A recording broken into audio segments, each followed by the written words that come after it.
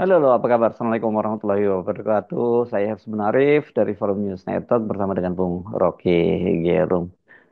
Bung Rocky harusnya bab tentang Jokowi itu kan tutup buku ya bersama dengan dia eh, lengser atau turun atau mengakhiri masa jabatan periode keduanya.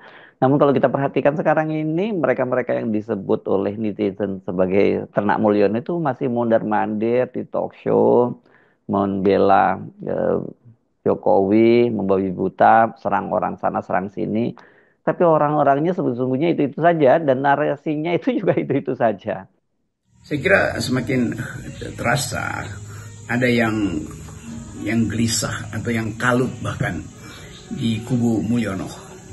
Karena terlihat bahwa berbagai talk show yang biasanya dimaksudkan untuk mengagung-agungkan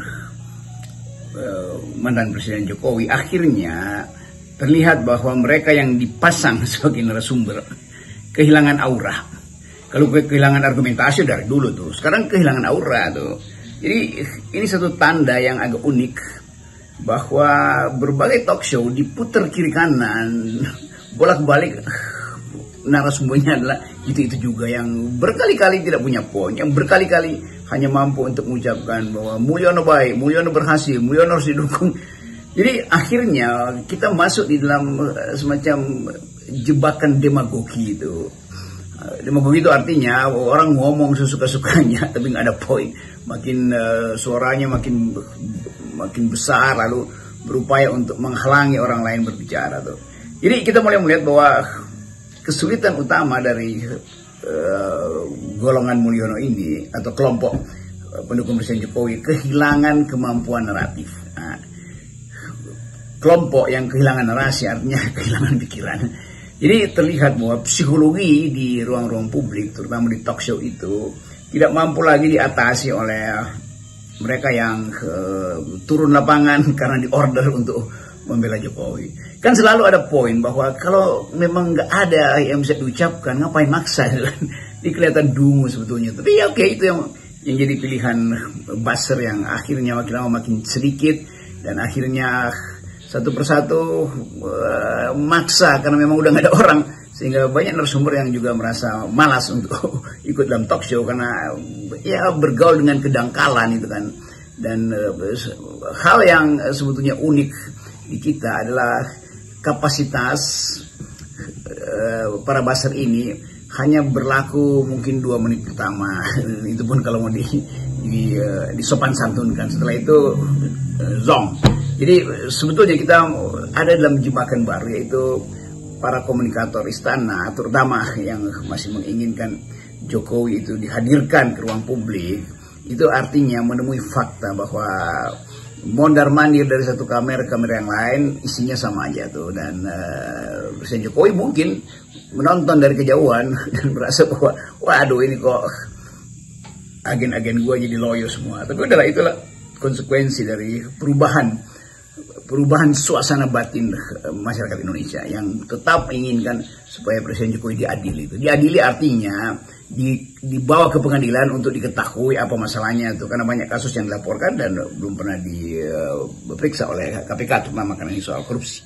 Jadi apa boleh buat ya narasi ruang publik itu seperti dan kalau kita ngomongin ruang publik berarti ruang-ruang medsos kita hari ini tetap didominasi oleh percakapan seputar Mulyono dan ambisinya dia tuh menjadikan dinastinya. Ini kan bukan sekarang bukan hanya Mulyono nih, setidaknya ada 2 pejabat publik dan 1 ketua umum partai, Gibran Rakabuming sebagai wakil presiden, ada Bobi sebagai gubernur Sumatera Utara dan Kaisang Pangarep sebagai ketua umum PSI.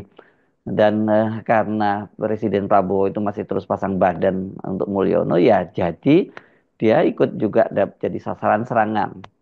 Satu hal serius yang gagal dipahami oleh kalangan hoaxer atau Mulyonois ini adalah bahwa hanya dengan memanfaatkan artificial intelligence, mungkin bekerja 7-8 menit, terbitlah meme, terbitlah satire, terbitlah wording, terbitlah segala macam hal bisa dibuat hanya dari handphone. Dan itu tidak mungkin diatasi melalui debat atau talk show kan. Karena sebetulnya yang diedarkan itu betul-betul datang secara masif, dipikirkan secara sangat berani dan sangat tajam, sehingga kita lihat bagaimana kartun-kartunnya mengolok-olok Presiden Jokowi, dan sekarang juga mulai mengolok-olok Presiden Prabowo itu terbit dalam waktu sesaat itu. Karena artificial intelligence desknya ada di depan layar handphone dia tuh. Nah, kita mulai membaca bahwa pengetatan intelijen, pengetatan komunikasi tidak akan berhasil, karena beredarnya artificial intelligence itu memang membuat hampir nyata bahwa masyarakat Indonesia menginginkan ada satu ucapan dari Pak Prabowo sebagai presiden supaya diteduhkanlah huru hara ini. Diteduhkan artinya dengarkan apa yang dikehendaki oleh rakyat, apa yang dikehendaki oleh mahasiswa, apa yang dikehendaki oleh LSM. Karena mereka tidak punya kepentingan selain menginginkan ada harapan di masa depan. Kan partai politik tidak mungkin mengucapkan kritik atau meme setajam anak-anak BEM ini kan, atau LSM. Dan juga karena kemampuan kecerdasan dan kecerdikan mereka, akhirnya satu waktu mungkin meme-meme yang diedarkan terhadap Presiden Jokowi Mulyono dan Presiden Prabowo akan jadi bahan disertasi untuk menilai bagaimana komunikasi politik di Indonesia itu akhirnya dibasiskan pada artificial intelligence. Jadi kita mulai menduga bahwa istana mulai kelabakan untuk mengatasi defisit argumentasi, defisit narasi yang memang tidak mampu dihadirkan oleh atau di-attack balik dengan cara cerdas oleh para komunikator di sana, apalagi komunikator yang menamakan diri Projo atau apalah itu, yang betul-betul fanatik pada Jokowi. Jadi peta politik sekarang dikuasai oleh mereka yang mampu untuk memanfaatkan artificial intelligence untuk hal-hal yang sifatnya destruktif, tetapi dengan maksud untuk menghasilkan harapan yang baik tentang Indonesia yang tumbuh di masa depan. Saya jujur aja pertanyaannya ini, situasi semacam ini sampai kapan akan bertahan? Karena mahasiswa, koalisi masyarakat sipil itu juga mulai frustrasi dengan sikap Presiden Prabowo, dan mereka kemudian meningkatkan tekanannya ya. Karena ini ya, Pak Prabowo ini kendati dia dia terpilih menjadi presiden, tapi kan dia kalau ini orang tahu ada, oke lah ada anaknya Jokowi di situ, ada Gibran sebagai wakil presidennya. Tapi itu publik sudah menerima. Tapi kalau kemudian Pak Prabowo masih terus bela-bela Jokowi, itu yang saya kira jadi persoalan serius. Selalu ada kesempatan sebetulnya untuk memikirkan apa yang terjadi pada bangsa ini sehingga sukses yang meloloskan Presiden Prabowo setelah setengah tahun itu tidak berhasil menimbulkan semacam harapan itu. Bahwa Presiden Prabowo terus-menerus mengajak semacam sebut aja memberi pengarahan dan mengajak supaya ada energi yang ditambahkan pada kabinet, karena tetap kabinet kedodoran karena terlalu besar. Jadi energi tambahan dari masyarakat sipil itu kelihatannya akan terganjal oleh satu poin, yaitu keinginan masyarakat sipil untuk melihat Prabowo sebagai presiden keluar dari lingkaran Presiden Jokowi. Kan tidak ada yang salah di situ tuh. Memang kita mikul duhur mendengar oke bahwa Presiden Prabowo berguru pada Presiden Jokowi itu hal yang biasa. Tetapi kan kita tahu ada dalil bahwa setelah election ada decision itu, dan decision tidak harus sama dengan election kan, supaya terlihat ada yang baru, supaya terlihat ada arah yang lebih targeted di dalam kabinet Pak Prabowo kan. Nah, target-target ini tentu juga dimaksudkan, dihitung secara rasional. Kalau misalnya pertumbuhan 8% mungkin dianggap kurang rasional karena orang bertanya mesin pertumbuhannya apa gitu, sehingga kita bisa dapat 8% 2-3 tahun ke depan kan. Itu pertanyaan akademis. Tetapi kalau kita lihat bahwa publik sebetulnya punya daya analisis yang luar biasa, yang menganggap bahwa bagaimana mungkin akan ada perubahan kalau Presiden Jokowi terus-menerus nempel atau ditempelkan di dalam komunikasi politik Presiden Prabowo, kan itu soalnya kan.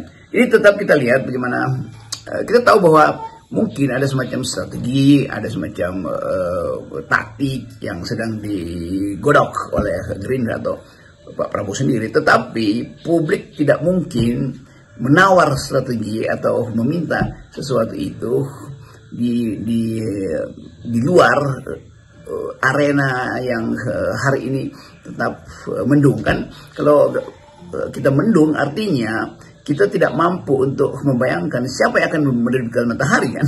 Jadi sebetulnya orang sekedar menunggu, tetapi menunggu kepastian itu juga akan menyebabkan frustrasi yang makin jauh tuh. Jadi kalau Presiden Prabowo suatu waktu mungkin mengucapkan bahwa diperlukan semacam persatuan nasional, bagus. Tetapi keadilan harus ditegakkan melampaui kepentingan nasional kan, melampaui persatuan nasional. Jadi data ini bahwa semakin banyak tagline, semakin banyak hashtag, semakin banyak meme, semakin banyak kartun, itu petunjuk bahwa rakyat tetap menginginkan ada sesuatu yang mesti diterangkan pada publik mengapa Pak Prabowo tidak bisa lepas dari Presiden Jokowi. Itu saya kira tuntutan yang rasional. Sesungguhnya ketika Presiden Prabowo menjadikan pemberantasan korupsi sebagai salah satu prioritas pemerintahnya, publik itu merespon positif lah. Kemudian ya, yang paling ditunggu-tunggu itu kapan dia membuat semacam disengagement, asosiasi dengan Jokowi, dan salah satunya itu ya dengan mentersangkakan Jokowi dan keluarganya lah, seperti yang dituntut oleh publik. Tapi kalau tetap melindungi Jokowi ya publik akan kecewa, karena sesungguhnya kan induk dari persoalannya atau induk dari kejahatan, mother of evil itu sesungguhnya ya Mulyono. Ya jelas kita lihat semangat memberantas korupsi itu luar biasa tuh.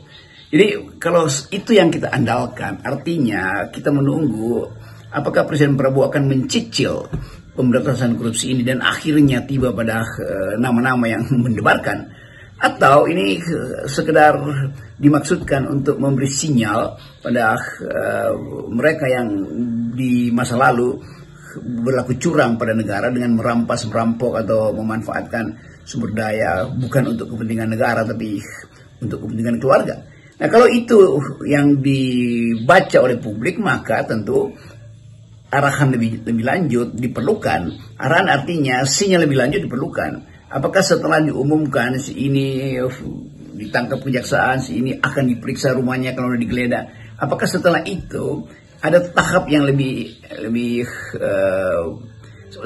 lebih ideologis, artinya bukan sekedar karena lawan politik, tapi karena memang korupsi itu harus dilihat sebagai cacat di dalam demokrasi. Nah, pandangan ideologis ini, yaitu ideologis artinya dia harus berakar pada cara kita memandang apa yang disebut sebagai bernegara kan. Jadi kalau bernegara itu sekedar dibuat rame karena ada pemberantasan korupsi, itu bukan bernegara namanya.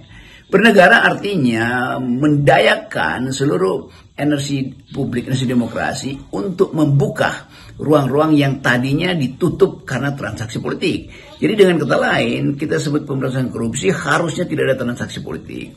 Bahkan kalau misalnya pemberantasan korupsi itu untuk menekan Presiden Jokowi, itu juga transaksi politik kan. Jadi tetap dibuka aja supaya walaupun ada transaksi, tapi bukan itu yang dilihat publik, bahwa memang akan ada transaksi karena opini publik akan berkembang, pasar-pasar Mulyono juga akan berkeliaran. Tetapi yang ingin didengar publik adalah arah bahwa tahapan pemberantasan korupsi pada akhirnya akan tiba secara telak pada Presiden Jokowi. Kenapa? Karena banyak yang dilaporkan tentang Presiden Jokowi kan macam-macam, mulai soal ijazah palsu, apalagi itu sampai sekarang walaupun statusnya itu ditunda mungkin atau masih cari novum, tetapi itu tetap mengganggu publik rakyat Republik negeri ini. Juga terutama soal balik lagi soal Fufufafa, soal proses yang menyebabkan Presiden Jokowi itu dianggap memalsukan politik demokrasi dan berubah menjadi politik dinasti kan, semua itu juga ada di dalam ingatan publik tuh. Ya banyak kasus lain, anak-anak presiden segala macam. Tetapi sekali lagi ada semacam kepastian bahwa arah pemberantasan korupsi memang dimaksudkan untuk mencabut akar-akar kekuasaan yang sampai hari ini masih beredar di pemerintahan Presiden Prabowo. Jadi kalau pemberantasan korupsi itu dijadikan semacam berita selebriti, ya bagus betul. Tetapi orang akan tuntut bahwa sebetulnya akar korupsinya ada pada sebetulnya ketidaktegasan Presiden Prabowo di dalam membuat jarak dengan pemerintahan sebelumnya. Apakah itu yang disebut sebagai transaksi? Saya kira itu yang dimaksud oleh publik. Jadi sekali lagi kita melihat kejernihan. Di dalam politik mesti ada yang jernih, ada batas air. Bahwa bercampur oke, tetapi harus ada kimia baru untuk menggumpalkan atau memisahkan kekuasaan dari yang lama oleh yang baru. Jadi sekali lagi pemerintahan yang baru ini memang disebut baru bila seluruh paradigmanya itu berbeda secara etis dengan pemerintahan sebelumnya tuh. Soal teknis ya biasa aja kan karena ada program yang bisa jalan kan. Tapi sekali lagi etika publik ini yang dituntut oleh masyarakat diucapkan oleh Pak Prabowo, yaitu arah yang jelas untuk memisahkan kedudukan dia sebagai presiden dan warisan sebelumnya atau legasi Presiden Jokowi yang masih dianggap sebagai penyebab Indonesia gelap. Salam akal sehat. Salam akal sehat.